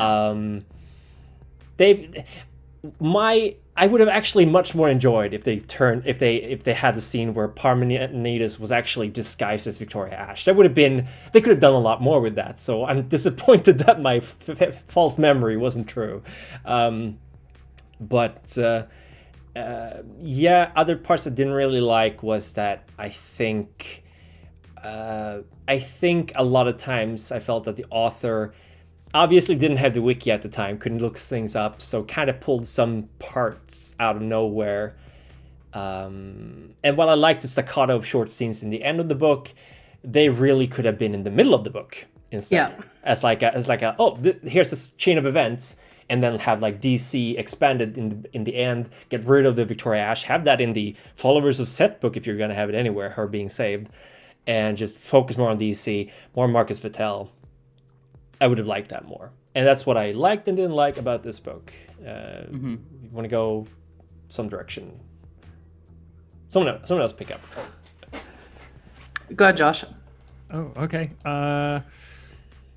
So I have the same problem with this book, which I have with all of the others, which is there's too many characters. I honestly couldn't tell some of the people apart. I was so confused in the beginning with the politics in the like war Same. conference thing. Yeah. Until Sascha Vykos came in and like cleared it up and like they finally did something.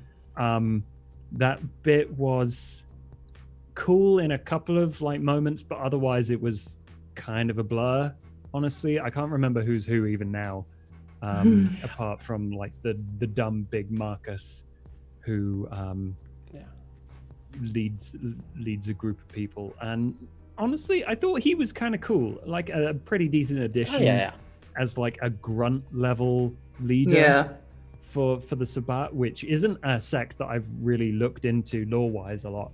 So it was a very interesting book in that we saw a lot of Sabbat stuff, but like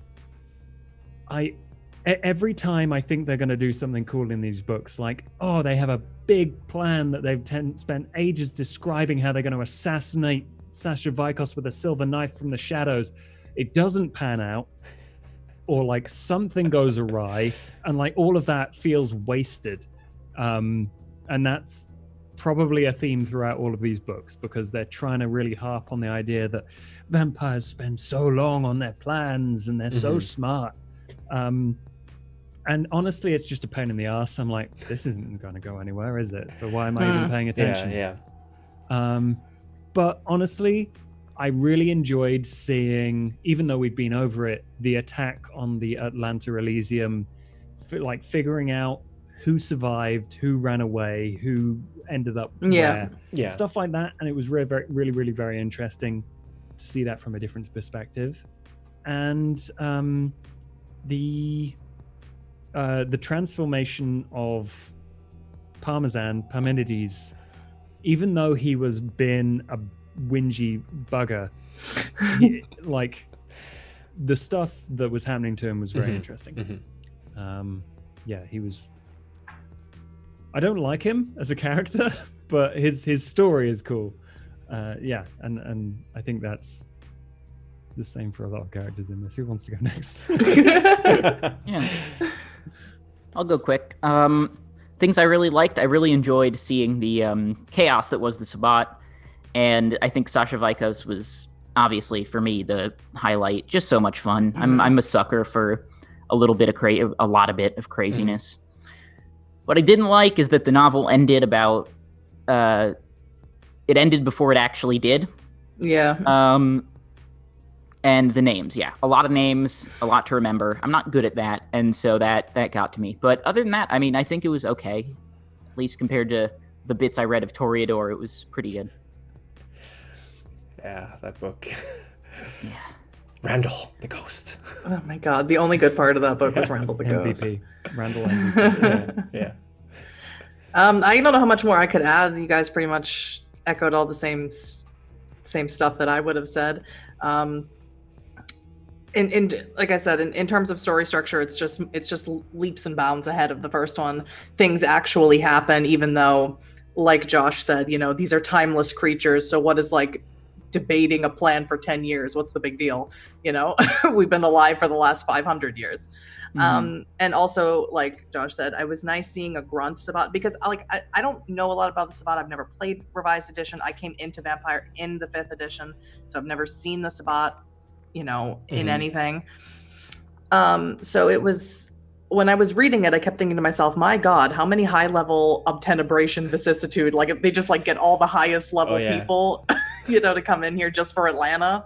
Is it that good? And so it was nice to see a grunt who was, shocked by how much stronger the other Tzimisce were, how the other Lasombra were, and, he was really dumb, but, that was also kind of funny. The Victoria Ash thing was terrible. Parmenides, I don't love the character.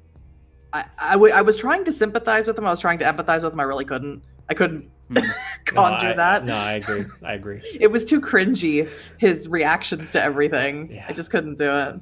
But yeah, Sascha Vykos was MVP, just like Randall the Rape was MVP in the last book.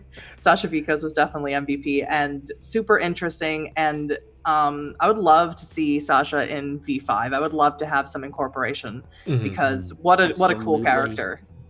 Absolutely. It's so cool.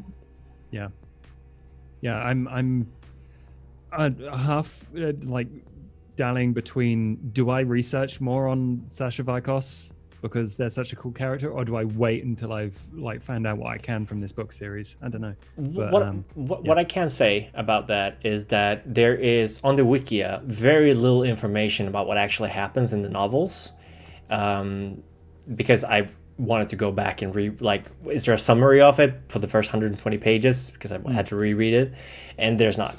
I would say you could safely research up until the Convention of Thorns, and it wouldn't spoil anything that happens in the clan novels. okay, Even okay, further, good. possibly. That's good to hear. And I think that's actually another issue with this book, which I think you all really shine a light on, is the fact that if you're not familiar with the setting, if you don't know who Francisco de Polonia is, or if you don't know who Moncada is, or Sascha Vykos, or Borges is a minor character, but if you don't know who these characters are in the Sabbat, or Marcus Vitel for that matter, you lose a lot. You do, yeah. Especially in the beginning. And it's frustrating Yeah. if you don't know who they are. Yeah. Because Francisco has his whole plan of, we'll take Atlanta. That's going to be the big thing. And Sascha Vykos this is just the beginning, and goes to take on the whole West Coast. Like, a lot of this is lost because of how complex the initial scenes is. Because I remember reading it when I was 20. I was like, I felt the same way you do. Like, I don't know who these characters are. It's confusing. We have forgot to mention one cool character. The weird herald with a giant worm coming out of his neck. Oh yeah. That was so weird and random. That's why I forgot about it, because I was almost like, did I make that up? Yeah, the Francisco Polonia's herald, like, and there's a big worm in his neck. I was like, is that going to be Sascha Vykos? No, apparently not. It's just some weird worm.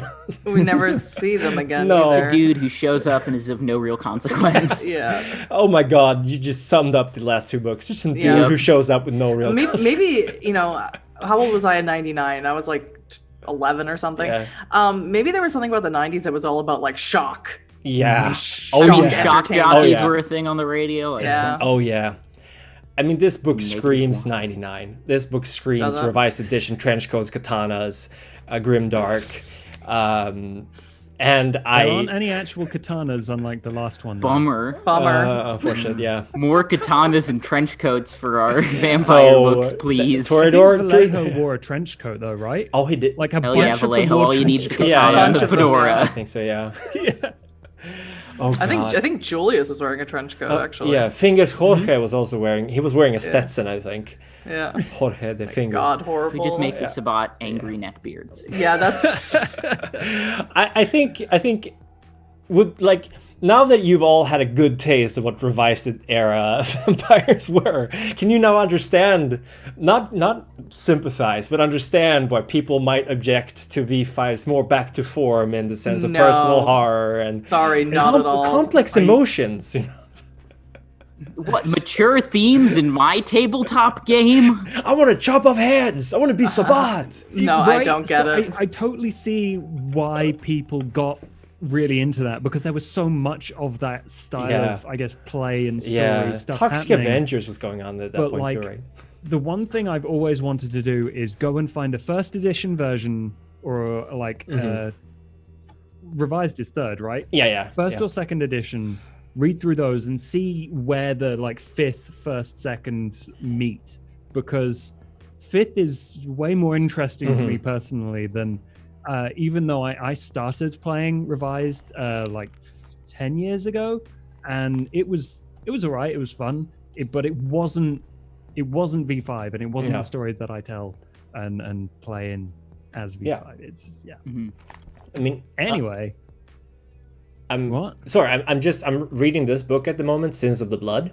Oh yeah. I don't know if it shows up properly, which is 2001. So it's smack dab in revised era, and it's like oh my god, you can tell that they were trying to keep people's attention. Like I was saying earlier, people were probably tired of playing high humanity, boohoo, my family hates me, or I'm gonna kill my loved one, which is what V5 goes back to. I'm obviously grossly exaggerating, but it turned more and more towards vampire politics and shock horror, while first edition is way more grounded in social injustices, punk, and Camarilla, which is what V5 has gone back to, which is why I think V5 really captures the original mood of vampire much better than Revised ever did.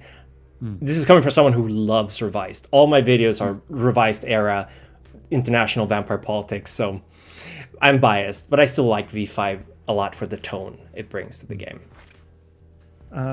Although I think I've only read 2 books, obviously, but one of the things that I do enjoy about this series so far is that between these 2 books, they've left me with a couple of questions like, ooh, what happened to that character? Oh, where have they ended up? And I'm going to ask, what do people really want to know about in the next few books? Because my main question at the moment is, did the Tremere Hannah actually end up doing something so it wasn't her head? Because yeah, that's what I was thinking too. If she is dead, that seriously devalues, like a lot of what this book has been doing, things that previously happened. Because I really want to see more of the Tremere, obviously, and I can see that on two fronts. Either that's the point. What is it called? Subvert expectations. That's the point of the book, or that ritual, whatever she was doing. Where she stole Leopold's blood, right? It's like a Harry Potter Horcrux where she had him feel her up, basically. Yeah. Make a statue of me. Yeah, and that's like the statue's head that she magically turned into looking, feeling like her. Whatever. Like I said, like a Voldemort Horcrux nonsense thing. Could be. That's sort of what I was thinking she might be doing. Yeah, but who knows? Who fucking knows? This series, I gotta say, ugh. Yeah. What questions are people left with for the rest of the series to answer? Other than, like, did these authors not talk to each other? Oh, man. That's the question. I don't think they did. No. I highly doubt it. No. Like I said, there was no oversight. There was 2 editors for this book. One of them is the author of the original. So I'm assuming that the editors were the ones who are spiders in the web. The editors and the publishers who were the ones who went between the individual authors. And I honestly don't know how many different authors worked on this. Nothing says consistency like having 2 editors on the same project. Ouch. Huddy, what are you hoping to learn? I was trying to think, because I already know what happens with Leopold, and I already know that because you and I did that Gangrel lore video together. Yeah. So I already Sorry looked about into that it. one. No, that's fine.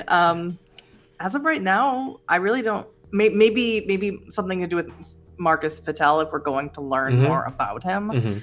But I don't have any big overarching questions at the moment. I think I've read up until like novel 5 or 6. I really don't remember. But I get flashes and memories every now and then. I do know for a fact that I've read at least the first 4 novels. I really want to see more with Sascha Vykos. I want to see where the East Coast War is going. I know where he's going to end up. But I agree with Huddy. I want to know more about Marcus Vitel. That's a character I've only recently learned about. His name meant nothing to me when I first read this novel. Now it means a whole lot more. I want to know what happens to Parmenides, even though, again, like, I agree with you, Josh, don't care for the character, care for the story, I guess. I want to see where that goes. And what else? I want to see if any of these characters, like, I want to see how long Marcus is going to last. What's his name? Marcus? The Grunt. I want to see if he's going to show up in any other books, because I kind of like him. But he's dumb, but I like him because everyone's a turd to him. I like that. Yeah.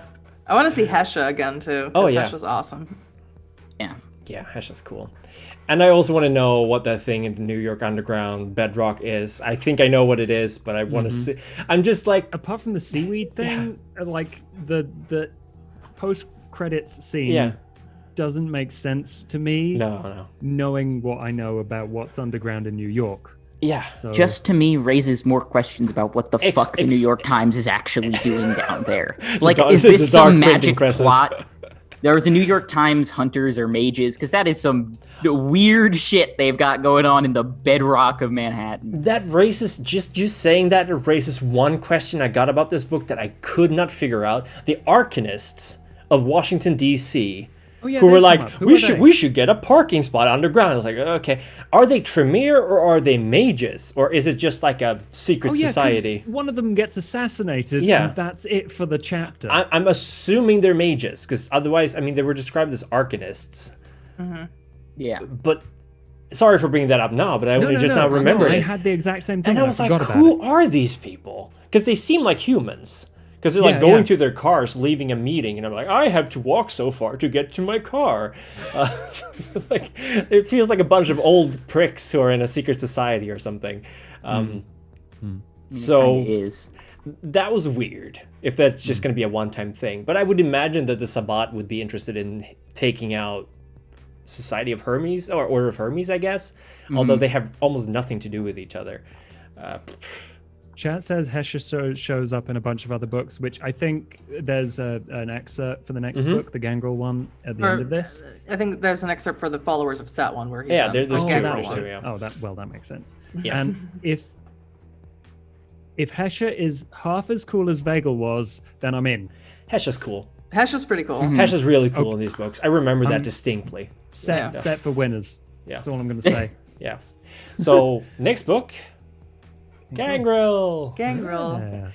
Yeah. Yep.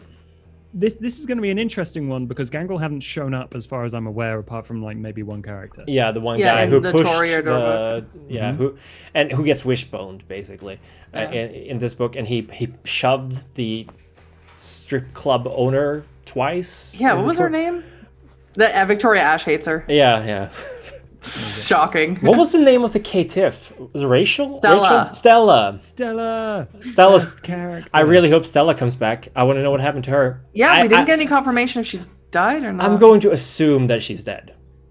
I'm not until I get confirmation. Stella, second MVP of the first book. Yeah. So hope Stella comes back.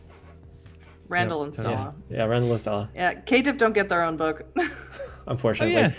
Oh, Well, I mean, this is a yeah. clan novel series. yeah, they're not a real class. Also, I guess I want to know kind of what happened with the Giovanni who got kidnapped. Kind of, sort of. Not really that interested, but that's going to pay off somehow. Yeah, that didn't go anywhere yet. Yeah. No. But they got kidnapped by the Sombra. Yeah. Possibly. Or Banu Haqim, maybe. Or Nosferatu. Maybe. Who knows? Maybe. We'll see. We'll see. Yeah. Okay. That's the name of the Despite game the right fact now. that we're tearing into these books, I am enjoying reading them. Yeah. Yeah. They're so, fun. Even though they're ridiculous. And Yeah, I'm enjoying reading them and then tearing into them. That's what I'm Yeah, enjoying. yeah, Yeah, I it's agree. It's perfectly on the level where you can be like, you can trash it, but there's still some parts about it that you're gonna remember and laugh about. And I think laugh about is really, you don't take these books too seriously. No. They're very Yeah, of gratuitous to the point where it's humoristic. Yeah, I think I took the first book too seriously, and then when I started reading the second book, I'm like, oh, okay, so they're all gonna be like this. All right, well then never mind. Again, I think the Followers of Set book is probably the one that plays it the most straight, and I think that's the one I enjoyed the most.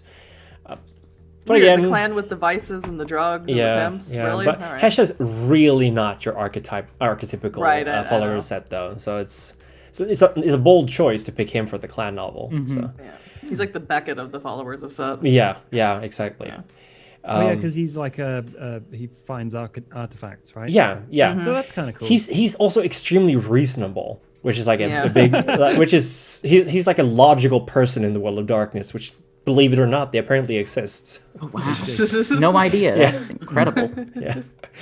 I've met player characters. I don't know what you're talking about. Oh man, like also remember that the target audience for these books were like teenagers in the 90s, so I think it's a perfect fit for the target Ew. group. Yeah, these books, I feel like teenagers would enjoy them. Well, I don't know, man. He says with spite in his voice. I don't know. Well, I say this, but like, I guess I'm like, You're I'm the very closest much one in to it. I'm very much in that demographic of like, in the 90s, this probably would have been targeted. I mean, I wasn't born in the 90s, but So like, young Harry, are you enjoying the clan novels? I gotta say, my point being like, I say like maybe this was aimed towards young people, but like I can't imagine any of my friends reading this and enjoying it. I mean, like, that generation, my generation of young people. Maybe, yeah. Maybe we we're had different. garbage taste in the 90s. I just realized Harry wasn't alive during the 90s, and I died. Oh, not at all. Yeah. Oh my god, you're a true Gen Zer. Get off your cell 100%. phone.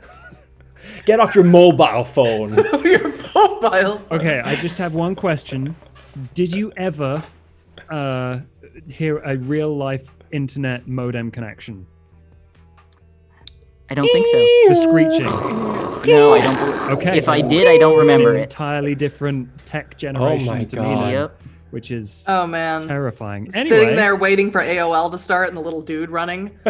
You're like, come on, come on. the little spinning worlds for the Yeah. An image loading. Oh. And then mom picks up the phone, tries to make a call. And here's the screech. Yeah. Yep. Get off the internet. Yeah. I lived yeah. 3 kilometers from our local phone station, so even when I had broadband, my connection would drop every time anyone in the neighborhood picked up their phones. It was. I mean, I think that I'm sorry, I don't mean to harp on Harry, but I think that means No, Harry it's doesn't okay. even know what it's like back when cell phones, when you had to pay per text, or like my when God. you would call after like 7 p.m. because it was cheaper. Stuff yeah, I like never that. had that. Do you memorize landline numbers? I still remember my first landline number. I still remember my home number. From I know where how to grew up. call all of my friends in the 90s. Anyway, old people are gonna be old. Sorry, Yeah, Harry. yeah. I can, With that he's just revelation dying, of and our he's You guys mortality. aren't old. Let's go on to like where we can find everyone Oh, as yeah. they age and die slowly. I didn't mean to go there. No. God damn. I just feel exceptional. Oh, I feel like I man. need to go color my hair. or I think I just lost more hair. something. You can't see it, but I'm gonna stick with the grays that I've got coming in. And I mean, you're gonna be a I'll silver enjoy them. fox. I'm Yeah. gonna Yeah. be a wrinkly grandpa. Oh, Jesus. I don't know. This is something else. Anyway. You're just slowly turning into a Tzimisce, that's all it is. Yeah, totally. You got the tattoo and everything. Yeah. It's true. It's true. Okay, thank you everyone for watching. I'm Josh. You can find me if you want to see vampire stuff and now Cyberpunk 2077 stuff on Strange Adventures on YouTube or on Gaming FTL on Twitch. And I have a drive-through RPG affiliate link where if you want to read along with us, you can get the Toreador, Tzimisce, it. and now Gangrel book, and we get kickback from that. Yeah, I hope you've been enjoying the series because I certainly have. Let's go, Huddy. Yeah, totally buy the book, totally read it with us. I've been reading the chat, and a lot of people have read the books and read farther than us, so that's like really cool to see. And you can find me at YouTube and on Twitter at Huddyvonschland, where I just geek out about vampire most of the time. It's pretty much my whole life. You also do Wraith and Werewolf. and I do Mage. Wraith. I do Wraith, Werewolf, and Mage lore videos too. They're great. The World of Darkness stuff. And eventually, I'll get on Changeling. I'm working on it. Harry. Oh, yes. Okay. You can find me on Twitter at Harry_Wyckoff, on YouTube at the Salubri Cat. I have several podcasts. Saratoga by Night, which is my main one, which got me into World of Darkness and all that, is on hiatus right now because I'm writing season 3. But you can find it anywhere podcasts are podcasted. Now's the time to catch up. It's a fun show. I also have another show, a Wrath and Glory actual play called Controlled Chaos. Chris guested on that. He got to play the Dreadnought Malkarian and shred some Terminators with an was assault fun. cannon. So, yeah. It's a crazy show. Check it out. One more thing, I am going to be appearing on another thing called Violet Cove. More information about that will be coming out. Follow me on Twitter to find out. And, oh yeah, I'm on twitch.tv/The Onyx Path a few times a week too. So, yeah, all that fun stuff. On to Chris, I guess. Right. Yes, Chris the Primogen. You can find me on YouTube and Twitter as the Primogen. And I do lore videos. I mostly cover revised edition era up until that point, some V20 stuff. I dip my toes in V5, especially for my Who's videos, where I basically talk about plot characters, like characters from the meta plot. So I have done videos on Sascha Vykos. I have done videos on Theo Bell. I did Victoria Ash, but that one was pretty crappy. Maybe that says something about her character. I don't know. But yeah, I do lore videos. I am also very soon going to be doing a one on YouTube, Giovanni Chronicles Let's Play, actual play where I storytell for the viewers. I am also going to start reviewing books. Like I mentioned, Sins of the Blood got voted as the first book, mostly because of the name. I don't think most of the people have actually read that. It's all about paths and how to play an evil character in World of Darkness. It's very hammy. So I'm kind of in that mood right now. So that's what I do. I don't think I do much more of anything else. I will be doing a live stream of tomorrow I will be never mind. Sorry, I'm talking too much. I will be doing a live stream of Werewolf, the Apocalypse Earthblood new trailer on Tuesday, I believe That's Tuesday, yeah. Yeah. And we also get Swan Song. And you're doing aren't you doing a charity live stream? Oh, that's true. Yes, on Wednesday, starting at 3 a.m. Eastern Standard Time, because screw you Americans. It's 9 a.m. for me. Sorry. That laugh. I got up at 7 o'clock yeah. to stream. You bastard. But yeah, I will be streaming Vampire the Masquerade Bloodlines. I will be doing a charity drive for Doctors Without Borders, Médecins Sans Frontières. I think that's how you pronounce it. Once again, Bloodlines, because I need to finish that game. It is the 1-year anniversary of my channel, so I will be playing until I either fall asleep in my chair or we finish the game. And someone donated money, so I have to do the sewers. So that's going to be fun. Oh boy. Oh, they won't let you do the cheat where you get around it? Nope. I am so sorry. What can I say? I didn't know the cheat existed. I thought and I played through that, and it basically nearly made me quit the game. Oh, I think the stream died. Sorry, I've been talking for too long. Anyway, oh yeah, no, it didn't die. It just froze. So that's a whole bunch of stuff. Sorry, Josh, back to you. No, all I want to say is thank you everyone for watching. Follow all these wonderful people, and we will catch you next time on the Beckoning Book Club when we do Gangrel. Goodbye. Bye. Bye-bye.